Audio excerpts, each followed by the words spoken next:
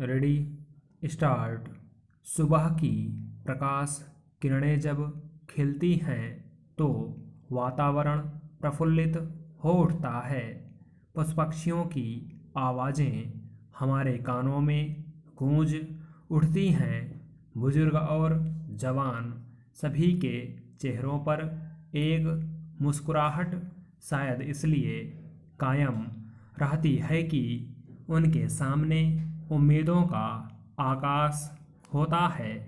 लोग यही सोचते हैं कि यह दिन कल से बेहतर गुजरेगा। यही वजह है कि लोग ऊर्जा से भरे होते हैं। मगर जब हमारी नज़रें कुछ ऐसे नन्हे मासूम बच्चों की ओर जाती है जिनके चेहरे पर मुस्कान के बजाय मायूसी छाई रहती है, तो सोचना पड़ता है, क्या किसी ने गौर किया है कि ऐसा क्यों है? अफसोस कि किसी को इस पहलू पर गहराई से सोचने का समय नहीं है। आज हम जिस कालखंड में जी रहे हैं वह तेज रफ्तारी का है। इस वेग और बहाव में जहाँ पर चीज़ें चाहे अनचाहे अपने आकार में तेजी से बदलाव कर रही हैं, हमारा वातावरण, परिवेश, मानसिक स्वरूप संकुचित होता, परिवार, व्यस्त माता पिता, समयाभाव और इसकी आभासी प्रतिपूर्ति करते साधनों पर अति निर्भरता के नतीजे में बचपन की एक विशेष किस्म विकसित होती जा रही है जो बौद्धिक रूप से उन्नत, अपने अधिकारों के लिए मुखर, लेकिन आत्मकेंद्रित और अति संवेदनशील है। आज तकनीक और वैज्ञानिक उन्नति की जगमगाहट के बीच बचपन यानी जीवन का स्वर्णकाल अपनी चमक खोता जा रहा है। अक्सर देखने को मिलता है कि बच्चों में एक अजीब किस्म की विकृति जन्म ले रही है।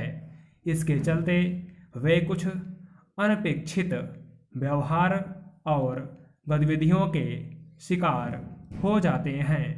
हालांकि इन विकृतियों के शिकार होने वाले बच्चों में गांवों की अपेक्षा शहरी क्षेत्र में ज़्यादा देखने को मिलते हैं। हम में से ज़्यादातर लोग ग्रामीण के बरक्स शहरी जीवन की जटिलताओं को बेहतर समझ रहे हैं।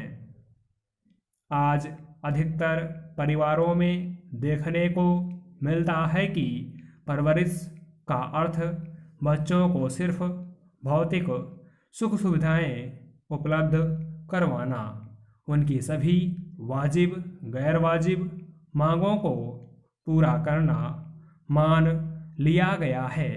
बच्चों द्वारा किए गए सभी वांछित या अवांछित कार्यों को उनका नैसर्गिक अधिकार समझकर नज़रअंदाज कर दिया जाता है।